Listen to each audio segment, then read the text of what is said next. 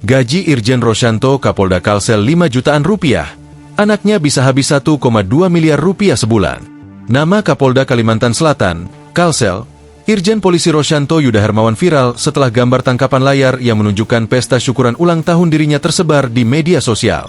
Gambar tersebut beredar di X atau Twitter sepaket dengan foto sang putra yang flexing naik jet pribadi dan jumlah uang transaksi dalam waktu 1 bulan pada Desember 2024. Sang anak diketahui bisa mengeluarkan uang hingga menyentuh nilai 1,2 miliar rupiah hanya dalam sebulan dalam kurun Desember 2024.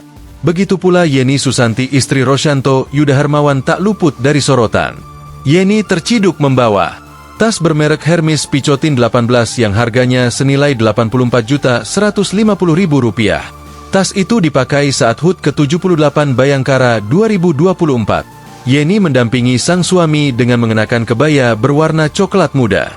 Pengeluaran anak dan istri itu menjadi kontroversial mengingat gaji pokok polisi untuk setingkat irjen berkisar 3,2 juta rupiah, 5,5 juta rupiah.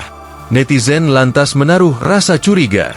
Sayangnya, informasi tentang harta kekayaan Kapolda Kalsel Irjen Rosyanto Yuda Hermawan hingga kini belum diketahui.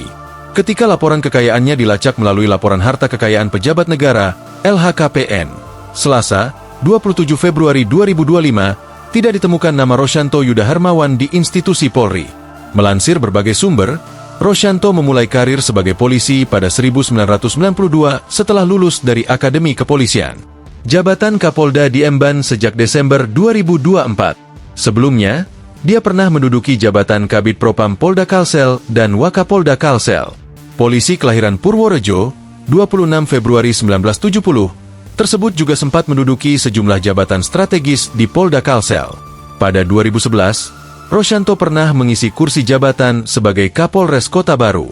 Pada 2013, ia sempat mengemban jabatan sebagai Kabid Propam Polda Kalsel.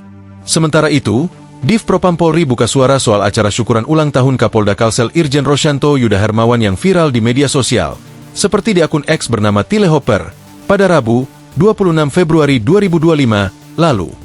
Unggahan tersebut diapresiasi Div Propam Polri karena publik ikut aktif melakukan pengawasan atas kinerja Polri.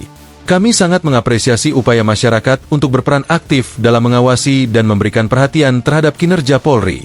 Pengawasan oleh masyarakat menjadi bagian yang tidak terpisahkan dari tugas kami dalam menjaga kepercayaan publik, tulis akun X resmi Div Propam Polri. Propam Polri pun berjanji akan melakukan evaluasi jika memang dirasa ada pelanggaran terhadap anggota Polri. Jika ada tindakan yang melenceng dari prinsip-prinsip profesionalisme dan keadilan, masukan masyarakat dalam mengingatkan kami sangatlah krusial, katanya. Download Tribun X sekarang, menghadirkan lokal menjadi Indonesia.